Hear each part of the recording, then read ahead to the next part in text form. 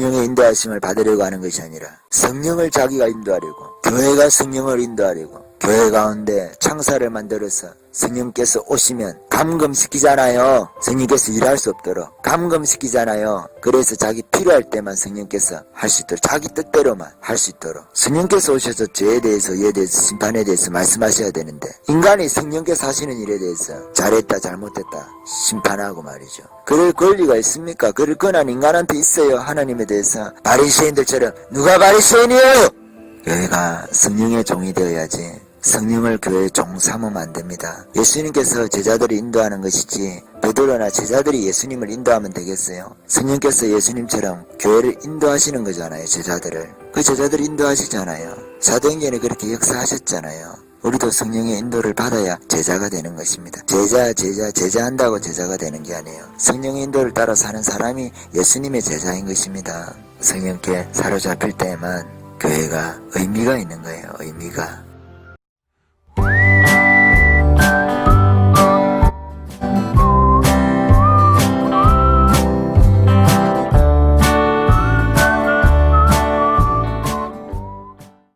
금과 은은 내게 없거니와 내게 있는 것으로 내게 준다고 하면서 나사렛 예수 그리스도 이름으로 일어나 그러라고 하잖아요. 오늘날 돈으로 다 하려고 하죠. 능력이 없으니까. 능력이 있고 물질을 가지고 또 하는 거잖아요. 구제하는 거잖아요. 권능이 앞서는 거잖아요. 여러분, 베드로가 그랬잖아요. 물질로 하는 것은 집사사역이잖아요. 빌립과 스테반이 나중에 기도 많이 해서 권능을 행하지만 기본적으로 집사사역은 물질 가지고 선교하는 거잖아요. 구제하는 거잖아요. 선교가 따로 있습니까? 헬라파 가부들 구제 열심히 하면 또 다른 헬라파 가부들이 예수를 믿겠죠. 구제를 받기 위해서라도. 동기는 옳지 않죠. 그것을 위해서 예수를 믿으면 안 되죠. 물론. 그럼에도 불구하고 그런 분들도 혹 있을 수 있잖아요. 교회 유익이 많으니까 서로 돕고 사는 거 보면 좋잖아요. 그 무리 속에 소속하고 싶잖아요. 우리가 성령을 전사시키지 말자. 성령을 이제는 늙으셔가지고 치매 걸리신 분으로 만들어서 뒷방 노인네처럼 취급하지 말자. 성령께서는 변함없으세요. 여러분들이나 늙어서 죽지, 여러분들이나 생로병사가 있지, 성령님께는 생로병사가 없는 거예요. 성령은 하나님이신 것입니다. 성령께서는 동일하신 분이세요. 초대교회에 역사하신 그 성령께서 동일하게 시대도 역사할 수 있는 거예요. 여러분들을 통해서 일을 하지 않으실 수 있어도 성령께서는 동일하신 분이신 거예요. 지금도 하나님께서 그분의 사람들을 통해서 일을 하시잖아요. 여러분, 성령을 의지해야 됩니다. 성령을 여러분 인정해야 됩니다. 여러분 성령을 환영해야 돼요. 여러분 성령을 모셔드려야 합니다. 성령의 인도를 받으셔야 돼요. 여러분들이 성령을 인도하면 안 됩니다. 성령 인도 말만 하면서 성령의 인도를 받지 않잖아요. 성령이 말하게 하심을 따라 다른 방언으로 다 방언 말했다 할 때에 그 성령의 인도의 한 부분 아닌가요? 원조 성령 인도 하심 아닌가요? 원조 성령 인도 하심은 뭡니까? 성령이 말하게 하심을 따라 성령께서 우리의 입을 통해서 말하게 하신다잖아요. 여러분의 입을 꼭 닫고 말을 안 하잖아요. 성령님, 나는 그렇게 못해요. 내 입은 성령님께 드릴 수 없어요. 주둥이 하나 성령님께 드리지 못하면서 몸뚱아리 드린다고, 내 마음을 성령께 드린다고 아무리 찬양하면 뭐하겠어요?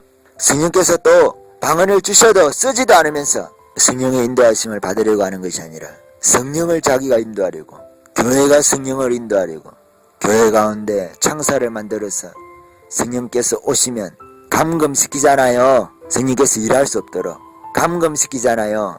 그래서 자기 필요할 때만 성령께서 할 수 있도록, 자기 뜻대로만 할 수 있도록. 성령께서 불같이 강하게 역사하시려고 하면 잘못됐다 하고 성령님에 대해서 인간이 판단하고 말이죠. 성령께서 오셔서 죄에 대해서, 예에 대해서, 심판에 대해서 말씀하셔야 되는데 인간이 성령께서 하시는 일에 대해서 잘했다 잘못했다 심판하고 말이죠. 그럴 권리가 있습니까? 그럴 권한 인간한테 있어요. 하나님에 대해서. 바리새인들처럼 누가 바리새인이에요?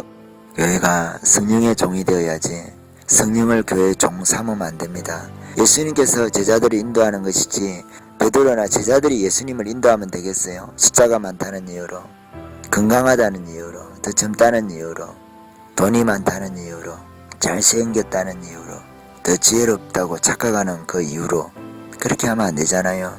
예수님이 제자들을 인도하는 것처럼 오늘날 교회가 여전히 성령님의 인도를 받아야 하는 거잖아요. 성령께서 예수님처럼 교회를 인도하시는 거잖아요. 제자들을.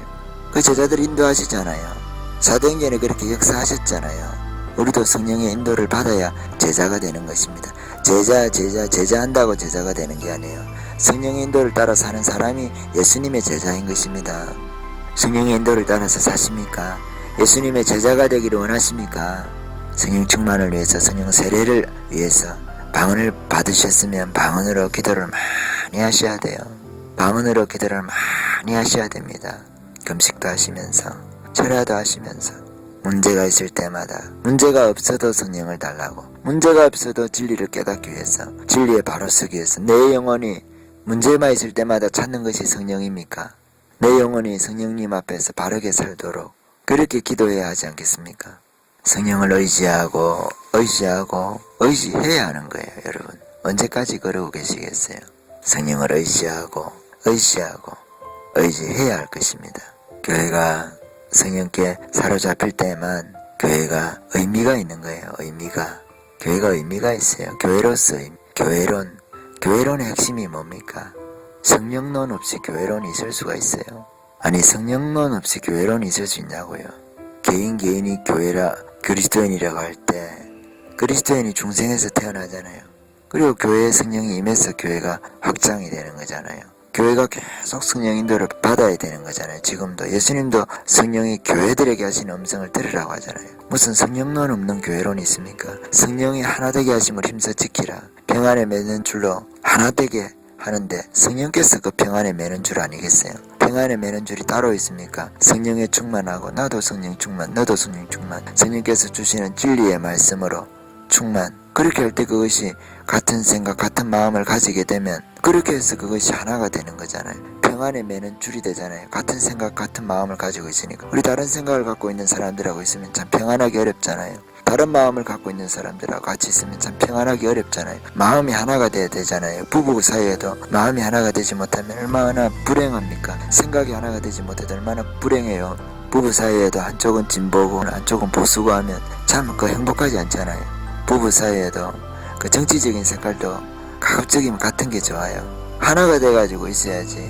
가치잖아요. 가치, 생각하는 가치. 가치가 다르면 맨날 심야 토론해야 될 거 아니에요. 부부가 맨날 100분 토론해야 될 거 아니겠어요? 무슨 사건 터질 때마다 그럴 때마다 끝장 토론해야 될 거 아니겠어요? 생각이 다르니까 토론하는 거잖아요. 물론 생각을 하나 되게 하기 위해서 하지만 여러분, 토론에 결론이 나는 경우가 있습니까? 세상 사람들이 정치적인 이해관계가 엮여 있는데 끝장 토론에서, 심야 토론에서, 100분 토론에서 여러분 토론의 결론, 이게 결론입니다 하면서 이렇게 합시다. 그런 토론 봤습니까? 토론이 토론으로 끝나지. 그런 적 없잖아요. 토론이 결론이 없는 거예요. 끝이. 부부 간에도 생각이 같은 사람들끼리 살아야 돼요. 가급적이면 아내하고 남편하고 성향이 다르면 어지간하면 또 아내가 맞춰주면 좋고, 안 그러면 남편하고 아내하고 성향이 다르면 남편이 또 더 연약한 그릇이니까 아내가 강한 사람이 보호해 주는 거잖아요. 그래 내가 그래 치자. 옛날에 노무현 대통령 선거할 때 이런 거 있잖아요. 그럼 막 진보 쪽 이렇게 되잖아요. 젊은 분들은. 그럼 막 부모 이기려고 하잖아요. 부모가 한나라당 찍지 못하도록 막 이렇게 말하는 분들 있잖아요. 부모가 그냥 그래 치자하고 투표소 가서 누굴 찍더라도 자녀하고 잘 안 싸우잖아요. 부모가 또 다 몰라서 여러분들보다 어리석어서 그렇게 했어요. 져주는 거죠. 그냥 그래 뭐 여러분 가정은 안 그렇습니까? 여러분 딸들 아들들은 안 그러세요? 여러분들이 그 젊으신 분들이라면 그 여러분들은 그리 안 합니까? 이기면 대단한 줄 알고 어떤 대통령이 되면 그 나라가 완전히 사람 사는 세상 되는 것처럼. 사람 사는 세상 됩니까? 5년 동안 내내 해도 그 자기도 못 살겠다고 죽었는데 이 땅은 사람 사는 세상이 아니구나, 못 살겠다고 죽었잖아요. 스스로. 허망하잖아요. 그 정치적 이념이라는 게. 그 투표한 사람들 뭐가 되겠어요? 투표하는 사람들 다 바보 만들었잖아요. 자살의 죽음으로 인해서 투표한 사람들 다 병신 만들었잖아요. 사람 사는 세상은 없다는 겁니까? 그러면 세상은 살만한 세상이 아니라는 거예요. 뭡니까 지금? 지도자가 본이 돼야지. 우리가 생각이 같은 것이 중요하고, 남편과 아내도 우리가 생각이 같은 게 중요하잖아요. 생각이 하나 되게 하는 거. 교회 가운데서도 성경으로 교회가 일치가 돼야 되는 거예요. 생각이 바울하고 바나바하고 아니면 바울하고 베드로 만나면 별로 논쟁할 게 없는 거예요. 만나서 교제하잖아요. 교제도. 베드로가 책망을 받았지만 그 생각이 달라서 그런 거 아니잖아요. 베드로가 비급해서 그랬던 거잖아요. 생각은 베드로도 알고 있었죠. 근데 무서워서 그랬죠. 그렇게 하면 안 된다는 거 알고 있었잖아요. 생각은 같았잖아요. 베드로가 무서워서 그랬잖아요. 베드로가 무서우니까 책망받잖아요.